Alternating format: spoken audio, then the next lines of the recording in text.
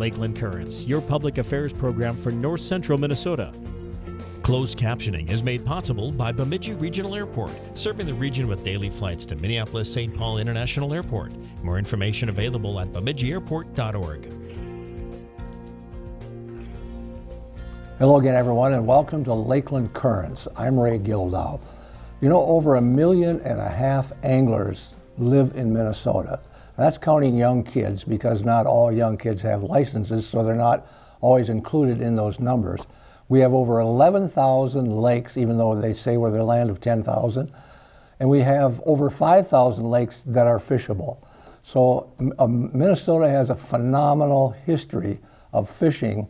And I'm talking today to two people who are making it their life to show what this has done in our country, what it's done in our state, I should say. So if you have any interest in seeing about the history of Minnesota fishing, we need to have you go to the Little Falls area and visit the Minnesota Fishing Museum and Hall of Fame. And my guests today are two people who are very influential in keeping those places humming. Brenda Perloski, to my right, is the executive director of the Minnesota Fishing Museum, and Robert DeRosier is the president of the board. And thank you both for coming. Robert, I know you've been involved with this a long time, longer than Brenda has, and Brenda, you've been at it a long time too. So let's just kick off about the Fishing Museum. Where is it located? And I know you have different hours that you're open, but what might people see when they come there? Well, our hours are Wednesday through Saturday from 10 to 5. So when they come in, we're actually located right in Little Falls, 304 West Broadway. So they would see quite a bit when they come through the door. A lot of people, their first reaction when they come in there think, wow, it's a lot bigger than I thought. They pull up and our parking lot might be kind of small, but the building is actually very large when they come in. They'd actually walk into our gift shop, then they would kind of walk in on our dock, they'd see our 1946 Larson boat, and then they'd be greeted by myself and Tyler, and then we would, get them going. We'd give them a small tour. We would take them through and give them a little bit of introduction about the museum, kind of talk to them. I would give them a short intro, so maybe I'd talk to them if they wanted to learn about the history of the museum. I would probably, talk to them. I would show them the memory boat. For instance, the 1940. Talk to them about the 1949 Larson boat. So basically I would come in and say, you know what, hey, this is the memory boat. Did you know that in 1949 Larson's had a fire? They lost everything, the plans, the forms, even the night watchman died in the fire. And so a lot of people are very surprised about that, but Larson's decided they would actually rebuild the plant and rebuild everything. And then when they got in there, they had no idea how they were actually going to remake the boats. And so one of the guys said, you know what, I know my part. Another guy jumped in and said, I know my part. And so they actually made the boat from memory. And that was one of the first three of the boats that they made that day. And we actually were lucky enough to have the Borgstrom family return it to us. And so it's one of our favorite boats that's on display. Is that in Little Falls? It is. It's actually, that Larson factory? Yep. So well, just a few blocks from the museum. So it's right on display there. Wow. And then actually I show them the 108 motors that are on display. I like to talk about some of my favorite ones are the 1902, the Smith electric one, because that's our oldest motor. I do have a Miller, one of the knuckle busters right in front, because it's kind of a different one. It actually has the prop where it actually changes it so you can go forward and reverse just by moving it. Oh, really? on the prop. I just they're kind of in order, so it goes from the 70s to the 60s to the 50s, kind of goes in order. I talk about the record fish that are on the wall so they can take a look to see what they're actually some people like to go for the big ones. And they're all replicas, right? They are replicas, yeah. And then we have a 270-gallon aquarium. We have Al's Frozen Pond. So if you want to take a look at, a three-dimensional scene in the back, you can kind of take a look at that. We have decoys. There's just a ton of things for you to take a look at. Of course, all the we are all friends. We're friends of Al Barrett, who was the co-founder with Maury Save. Robert, you spent a lot of time with Al as a friend. How did this get started in his house? How did he get this museum started? Well, he tells the story of how he had a small collection of some lures, like those of us have fished, we've gotten some from our grandfather, whatever. So he had a few items, and he went to a trade show, a fishing, I don't know, antique show kind of thing. And he didn't like what he saw of that. He felt that fishing was more about people than about the tangible lures and things, and so he came home and told his wife that he was going to start Minnesota's Fishing Museum. That's how he told the Do you story. remember what year that was, roughly? Well, it would probably have been in the late 80s or 1990, somewhere in there. He came, so he then started to look for a home. He began to put the word out that he was going to do this. And so friends through the grapevine found out that he had this concept, and he began collecting things. And he filled his house. Later years, when I first met him, I went to his house to see what this was all about. And of course, he had his garage full. He had some other storage locations full. In his basement, the rafters were just solid lures going across, boxes everywhere. Were they almost all donations? Yes, yes, yes. And so that's, kind of how he got started. And Al's idea was that, this museum should be about Minnesota's fishing, but about people. And so if you come to our museum, Brenda was talking about the different displays, you'll see these shadow boxes that Al and Maury had built with some of the early donations. So the idea was that a family who had someone who might have been very driven to fish, that they had very many memories with, maybe that a grandfather or someone who passed on, and so when they went to sort through all his things, they find his tackle box. And so Al's idea was you could donate that tackle box to the museum. He would take the contents and arrange them in this box. You've seen them there, 2 by 3 feet, I suppose, with a glass front on them. And he would arrange those in there. Then he would ask for a photograph and maybe a little story about that person that he could put inside the box. So there may have not been any valuable artifacts in that box, but the value was in the memories that the family had with this person and what fishing really meant to people. And so, we saw later families come to see the display for that particular person, and it's very emotional at times. So that was what he really thought about starting a museum, in addition to some displays with manufacturing. There was the Batwing lure, which was started by a gentleman who was a soldier in World War II who came back to Piers, Minnesota, and started a small little company to build a strange lure called the Bat lure. And we were able to get from the family all of his patent applications and his molds and those kind of things. And you'll see that on the wall for one example. So, Al looked at it to be about Minnesota. We do have, of course, lures that are, from other parts of the country, other types of fishing, but mostly it's about Minnesota people, Minnesota manufacturing. And I know a lot of people ask me, well, how did the museum end up in Little Falls? And I've talked with Al over the years many times about that too. And part of it was because he didn't have interest from some of the other communities that he talked to. There didn't seem to be a lot of interest, whereas Little Falls was very open, I think, to this from the very beginning. Is that fair to say? Yeah, so he had some interest, but he wasn't always didn't always find that the location was right. So, for example, there was a travel museum that was started down near Owatonna, where the first Cabela's came to Minnesota. Oh, sure, off 35. And the gentleman that owned that facility also owned some adjacent cornfields next to it. And he invited Al to come down and talk about having Minnesota's Fishing Museum down there, co-located with that and the Cabela's store and all of that. And so he examined that, and it didn't appear that that really was going to be able to come together. That was one example. He went to Walker, Minnesota, at the request of Jeff Arnold from Reed's. And Jeff was offering the back room of his store at the time.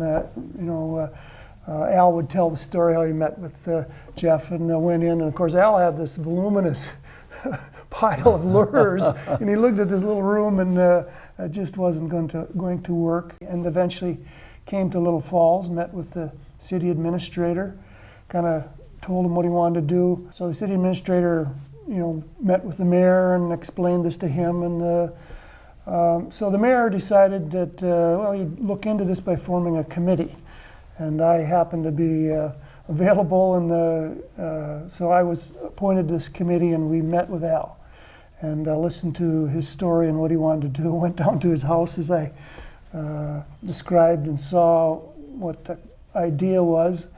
And so we came back and met with the councilman and described what we had seen and that we thought we should examine this. We weren't making an all-out commitment yet, but we thought we would go further with looking at the possibility of this resulting in something. So that happened, and we worked with Al for a while, and eventually the city council said, we'd like to have this. We'd like to support you in Little Falls. So shortly thereafter, we started moving stuff up, and a lot of it went in the basement of the city hall and other places. And for a short time, we were in the depot, the old depot. We had a few displays there. Wasn't a lot of room in there, and we did that for a while. And we're just looking for help. The city donated some money, $30,000, I think, to help us get started. It was money we need. It was a loan, actually, which we did pay back years later. It took us a long time to pay it back, but that kind of got us started to look for a location, and we came up with the building that we're currently in on the west side of Little Falls. And that's about 10,000 square feet, and we've filled it all and we have stuff stored other places because we just... Brenda, how long have you been the executive director now? Since 2016. Wow, been there quite a while now, haven't you? Yeah. Most museums are not self-sufficient. If you look across the history at art museums and the different kinds of museums, it's always a challenge to keep them operating. How do you do it at Little Falls? We have quite a few fundraisers, and we do a little bit of charitable gaming, but we actually have a big fundraiser coming up. We just finished one. We just finished Christmas Tree Lane, but we also have another big fundraising coming up, which is Night with the Fishing Pros. It will be March 24th in 2023, but we also have, 3 of them actually throughout the year. We have the Hall of Fame induction, and of course we have visitors that come through the museum. So we have tours, and then we have our gift shop sales. So pretty much we're self-sustaining, and we have memberships. So anybody that wants to help support us, they can always become a member of the museum. We have individual memberships, and we have family memberships, and of course we always take monetary donations. And I know sometimes you get multiple things donated. Correct. And you can put some of those for sale if you get permission from the families? Well, is that how that works? When people donate to us, we always do a deed of gift. We haven't sold anything that people have donated anything to us for, I guess, I've been there since 2014 as an employee. We have not sold anything since I've been there, except for we have a swap meet for motors, and that's some very, motors that are in really rough shape. So we really don't sell a lot of things. You're kind of like a small business that went through the virus. That was so challenging. So many small businesses have faded away. They weren't able to survive that. So I'm so glad to see that the museum weathered that storm. And it's been 2019 was really hard on us too, because we had road construction. Yeah, we were closed pretty much during our busy tourist time as well. That's tough. I want to send a shout out to John Peterson, who was the founder of the Northland Tackle. Is it his grandson, Jace, or is it his nephew? Well, it's actually his brother, Dwayne Peterson's grandson. Okay, so it'd be his nephew. They're doing the footage that we're going to use over our discussion today. I just want to give a shout out to those guys because I know they spent a lot of time at the museum taking pictures, and hopefully that'll show up well in our debate. Now, how does the museum tie into the Hall of Fame? Well, John is a good example of how that tie has come together. So the museum was a standalone entity at one time, as was the Hall of Fame when it was located, well, initially up in Walker when Jeff Arnold started it, and it moved to Brainerd at the Gander Mountain store. We weren't involved in that at all, and at one point, 2012, I believe, they came and talked to us about maybe if since we had a full-time staff, that we could maybe help them run that, since they were having a little difficulty running it strictly with volunteers, and so that resulted in us blending together. We actually, I think, purchased the Hall of Fame for $1. You know, I'm not sure how that all works, but there's a legal document. And so we have one board of directors. We had one with the museum as it stood alone at one time, and we talked about how we might support both organizations, and we decided that we would have one board of directors that would support both these elements under one roof, hopefully in one day. Well, we're under one roof now. We don't have the full display that we would like to. We've been working on that for the Hall of Fame portion of our effort, but that's how we came together, and the connection for us with those legends in the Hall of Fame has been, very beneficial. People like John Peterson have been able to see what we're trying to accomplish. Like Ray Gildow. Like Ray, yes. And so it's been a fabulous connection for us. Do you remember the year that they started the Fishing Hall of Fame? I know it hasn't been that 2000. long. Was it 2000? 2000 so was it's the been first class. 22 years. Yep. I just think it's wonderful that so many of these people were inducted before they left, and their families have gotten to see that. And I know if you ever go to the hall, for people who ever go to the fishing museum, you can see that there's a great need for more space. To try to get all of these displays up from both the Hall of Fame and the Fishing Museum is a real challenge. And so hopefully that's something that we can see coming down the road, maybe a location that'll be big enough to really feature all the things that we need to feature about this. So how many men and women are in the Hall of Fame right now? Do you know off the top of your head, either one of you? There's 78 in there right now. 78. That includes the, the companies and organizations, but we're just wrapping up the class of 2023, and I can't divulge those names yet because we're still going through. They'll be over by the time we air the show, but yeah, I know what you're saying. Suppose, yeah. So that 2023 class, there are typically 3 individuals and then companies that are also correct involved. Yep.